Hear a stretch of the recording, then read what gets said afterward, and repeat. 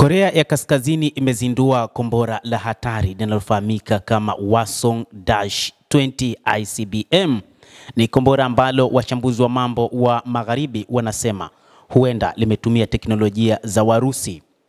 Korea ya Kaskazini mnamo wiki iliyopita ilifanya uzinduzi wa kombora jipya katika gwaride kubwa la kijeshi ambalo limehudhuriwa na viongozi wa kigeni. Kiongozi wa Korea Kaskazini Kim Jong-un alizindua silaha zenye nguvu zaidi za jeshi lake lenye nyuklia, likiwemo kombora jipya la masafa marefu ambalo huenda anajiandaa kulifanyia majaribio wiki zijazo. Gwaride hilo lilianza wakati wa mvua mnamo Ijumaa usiku kwenye uwanja mkuu wa Pyongyang na kuadhimisha kumbukumbu ya miaka 80 tangu kuanzishwa kwa chama tawala cha wafanyakazi.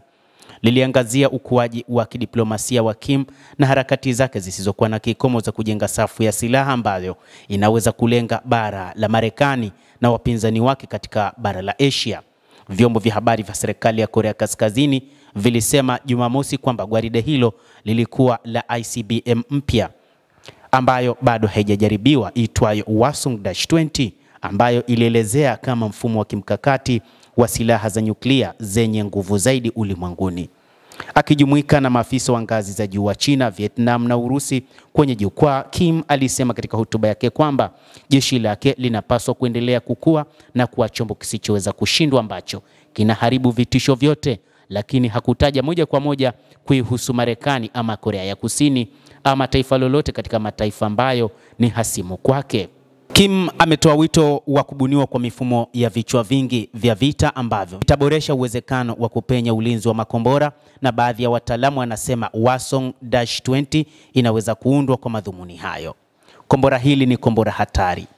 Ni kombora ambalo wachambuzi wa mambo kutoka katika mataifa ya Magharibi wanasema kwamba ni kombora lililotengenezwa kutumia teknolojia ya hali ya juu kutoka nchini Urusi. Hata hivyo, wachambuzi wanasema kwamba kombora hilo la Hwasong-20 ICBM lilionyeshwa kwa mara ya kwanza wakati wa gwaride hilo la kijeshi la hivi majuzi kupitia mwenyekiti wa majeshi ya pamoja wa wafanyakazi JCS wa Korea Kusini, na hii pia imeelezwa na mwenyekiti wa majeshi ya pamoja ya wafanyakazi JCS wa Korea Kusini. Korea Kaskazini ilizindua kombora hilo la Hwasong-20 ICBM ambalo ililielezea kama mfumo wa kimkakati wenye nguvu wa nyuklia, na ni kombora ambalo watu wa Magharibi sasa wanasema teknolojia ya hali ya juu kutoka nchini Urusi ilitumika kwa ajili ya utengenezaji wa kombora hilo. Muundo wa chombo cha usafirishaji wa Hwasong-20 ulionekana kuwa tofauti ikilinganishwa na kile cha awali cha Hwasong-19 lililorushwa kwa mara ya kwanza mnamo Oktoba mwaka uliopita na kuzua uvumi kwamba huenda Korea Kaskazini ilipata teknolojia ya Urusi katika kutengeneza kombora hilo jipya la masafa marefu, wakati mshikamano wa kijeshi kati ya nchi hizo mbili unazidi kuendelea kuwa thabiti.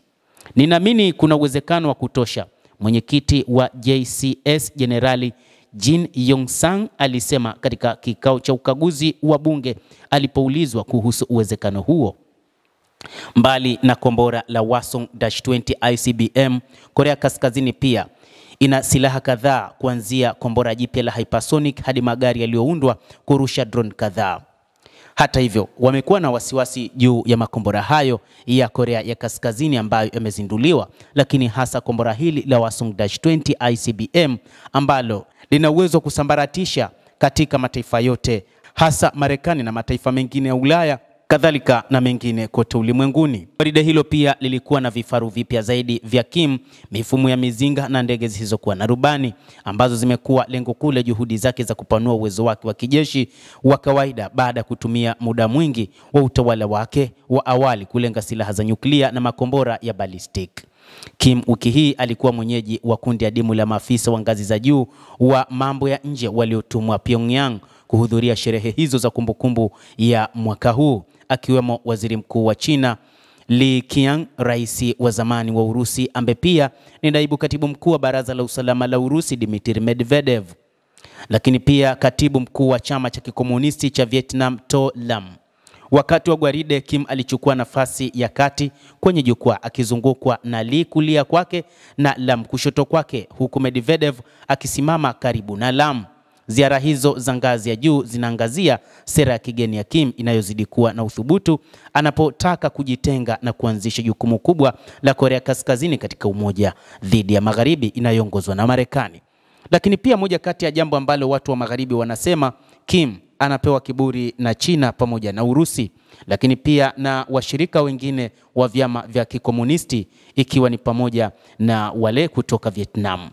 Mtazamaji wa The World News, kupitia kombora hili la Hwasong-20 ICBM linaonekana sasa linafuatiliwa sana na watu wa Magharibi, na hata mwenyekiti wa JCS nchini Korea ya Kusini ndio kwanza watu wa Magharibi wamemhoji ikiwa wameshalifuatilia kombora hilo, na yeye amewajibu akisema kwamba kimsingi kombora hilo limetokana na teknolojia ya Warusi.